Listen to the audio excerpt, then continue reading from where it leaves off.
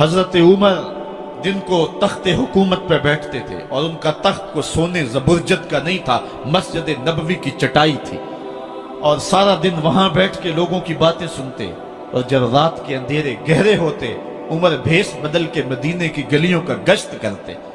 کہا تمہارے گھر سے دھواں نکل رہا ہے اور بچے رو رہے ہیں، ان کو کھانا کیوں نہیں دیتی؟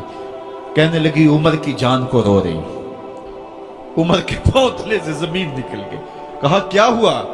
کہا 3 دن سے ہمارے ہاں کھانے کے لیے کچھ نہیں ہے، روزانہ بچے روتے ہیں اور میں ہنڈیا کے اندر پتھر ڈال کر کے نیچے سے آگ ڈالتی رہتی ہوں کہ بچے انتظار کر کر کے سو جائیں گے، کم وقت سو بھی نہیں رہے، اور وہ پتھر پکیں گے بھی کیا، اور میں عمر کی جان کو رو رہی ہوں۔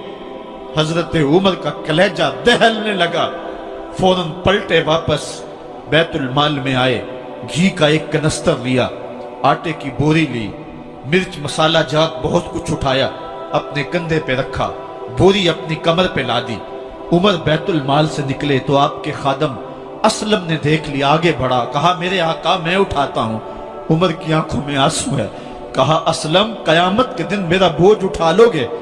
کہا قیامت کے دن تو اپنا اپنا بوجھ اٹھانا پڑے گا۔ کہا عمر کو آج اپنا ہی اٹھانے دو۔ حضرت عمر وہ گھی کا کنستر اور وہ آٹے کی بوری سر پہ اٹھائے ہیں اور اس خاتون کے گھر جاتے ہیں اور دستک دیتے ہیں۔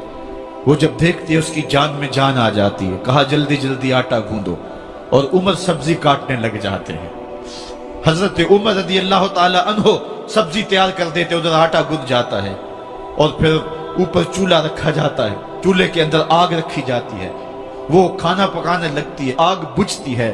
تاریخ نے لکھا ہے آگ بجھنے لگتی ہے، عمر جھک کر کے پھونکے مارتا ہے، عمر جھک کے پھونکے مارتا ہے۔ کھانا پک گیا اور بچوں کے سامنے کھانا رکھ دیا، بچے کھا رہے ہیں۔ اب بچے رو رو کے نڈال ہو چکے تھے۔ حضرت عمر اپنے ہاتھوں کو اور اپنے گھٹنوں کو اور اپنے پاؤں کو زمین پہ لگا کے، جس طرح بکری کا بچہ چلتا ہے، ویڑے کے اندر کبھی ادھر چلتے ہیں کبھی ادھر چلتے ہیں، تاکہ بچے مجھے دیکھ کے خوش ہوں اور دل میں کہتے عمر جتنا رلایا ہے اب اتنا ہنسانا بھی پڑے گا۔ تو کبھی عمر امیر المومنین، یہ میں کسی آج کے جو ہے وہ لوگوں کے ووٹوں پہ منتخب ہونے والے حکمران کی کہانی نہیں سنا رہا، میں اس عمر کی کہانی سنا رہا ہوں جو 23 لاکھ مربع میل کا حکمران ہے، آدھی دنیا کا بادشاہ ہے۔ حضرت عمر جو ہے جس طرح بکری کا بچہ چلتا ہے، اس طرح اپنے ہاتھ اور اپنے گھٹنے زمین پہ ٹیک کر کے جو ہے وہ اس طرح چلتے ہیں۔ بچے عمر کو دیکھ کے مسکراتے ہیں۔ جب بچے مسکرانے لگے تو حضرت عمر نے اس خاتون سے کہا بڑھیا عمر کو معاف کر دے۔ اس نے کہا تو اتنی ہمدردی کیوں کرتا ہے؟ کہا عمر بیچارہ بڑا پھنسا ہوا ہے، فکر ہے اس کو یرموک و فسطاط و حلوان کی، جب فتح ہے مصر تو تیاری ہے ایران کی، آتے جاتے وفد سے ملاقات بھی کرتا ہوگا اور شب کو معلوم حالات بھی کرتا ہوگا، کانٹوں میں الجھی ہوئی بیچارے کی جان ہے، نیند اس کو بھی آتی ہے، آخر وہ انسان ہے، میری بہن عمر کو معاف کر دے۔ اس نے کہا نانا عمر کی بات میرے سامنے نہ کر، قیامت کا دن ہوگا، عمر کا گریبان ہوگا اور میرا ہاتھ ہوگا۔ جب اس نے یہ بات کہی تو عمر برداشت نہ کر سکے، بچوں کی طرح بلک بلک کے رونے لگے۔ کہا وہ بد نصیب عمر تیرے سامنے ہے، آج ہی کہلا جو کہنا ہے، قیامت کے دن مجھے معاف رکھنا۔ اس نے کہا تو عمر ہے؟ کہا بد نصیب عمر تیرے سامنے کھڑا ہوں۔ میرے عمر کہتے ہیں اگر دجلہ کے کنارے ایک بکری کا بچہ بھی پیاسا مر گیا، اس کا حساب بھی عمر سے لیا جائے گا۔ حضرت عمر نکلے یروشلم میں، ایک اونٹ ہے ایک غلام ہے، کبھی وہ سوار ہوتا ہے کبھی آپ باری مقرر کی ہے۔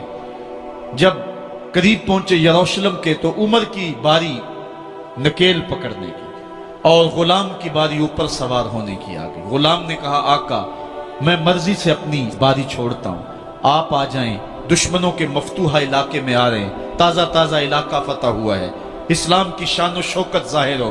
عمر نے کہا اسلام کی شان و شوکت ایسے ظاہر نہیں ہوتی ہے، اپنی باری پہ تم بیٹھو گے، اپنی باری پہ میں بیٹھوں گا۔ لوگ منتظر کھڑے ہیں، دور سے جب دیکھا کہا اس کی ہیبت سے کانپتے تھے ہم، یہ تو کوئی حبشی لگتا ہے، رنگ کالا ہے، ہونٹ موٹے ہیں، اس سے تو زیادہ حسین اس کا غلام ہے جو آگے آگے چل رہا ہے۔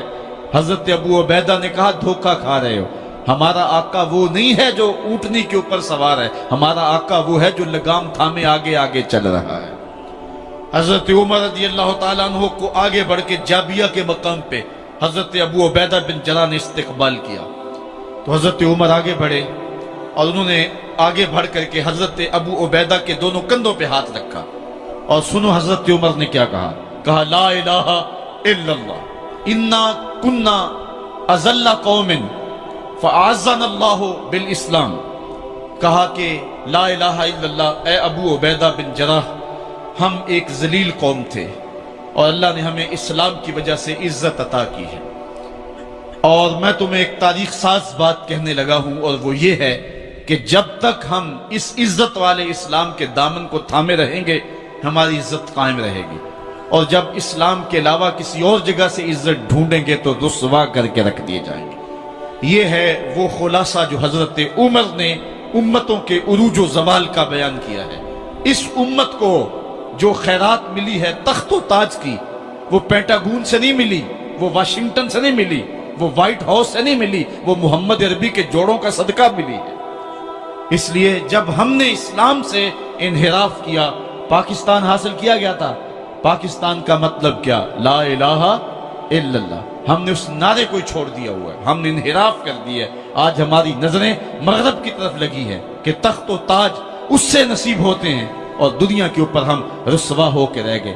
ہماری پستی، ہماری زبوحالی، ہماری ذلت کا سبب یہ ہے کہ جس جگہ سے ہمیں عزت ملی تھی ہم نے وہ مرکز ہی چھوڑ دیا ہے۔ اس مرکز حیات کو، اس مرکز زندگی کو، اس مرکز عزت کو ہم نے چھوڑ دیا ہے، اور دنیا کے اوپر ہم رسوا ہو رہے ہیں۔ انہی حضرت عمر کی کہانی ہے۔ وادی تہامہ سے گزر رہے تھے کہ بچوں کی طرح بلک بلک کے رونے لگے۔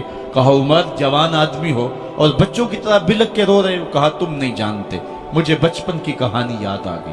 کہا کیا کہانی ہے؟ کہا یہی عرض تہامہ تھی، میرے باپ خطاب نے مجھے 5 اونٹ دیے تھے، کہا انہیں لائن میں کھڑا کرو سیدھا۔ میں آگے والا سیدھا کرتا تھا، پیچھے والا ٹیڑھا ہو جاتا، پیچھے والا سیدھا کرتا، آگے والا ٹیڑھا ہو جاتا۔ میرے باپ خطاب نے مجھے بڑا مارا۔ کہا ایک عرب کے بیٹے ہو کہ تم سے 5 اونٹ لائن میں کھڑے نہیں ہوتے؟ کہا ایک زمانہ عمر پہ وہ تھا کہ اس سے 5 اونٹ لائن میں کھڑے نہیں ہوتے تھے، اور آج شرق سے لے کر غرب تک 23 لاکھ مربع میل کی حکمرانی اور انسان بھی لائن میں کھڑے ہیں۔ یہ محمد عربی کے جوڑوں کا صدقہ نہیں ہے تو اور کیا ہے؟ عمر سے تو 5 اونٹ لائن میں کھڑے نہیں ہوتے تھے۔